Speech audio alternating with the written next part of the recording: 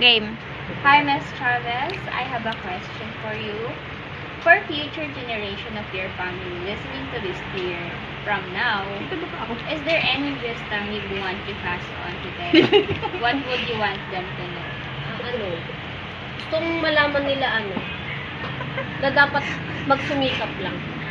Tuloy lang sa buhay. Ganun. Kahit na yung parang kung ano yung pangarap na gusto nila, dapat tuparin nila.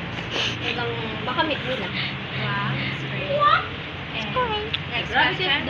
If you could interview anyone from your life, living or dead, like living or dead, but not a celebrity, who would it be and why?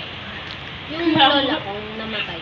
Bakit? Kasi nung namatay siya, kasi lagi kami nag-aaway nun eh.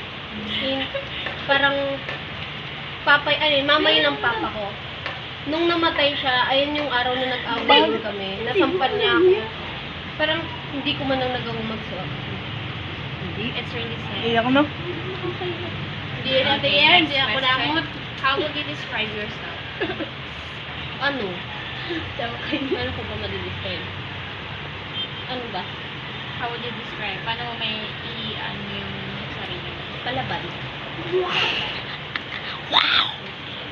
Next question.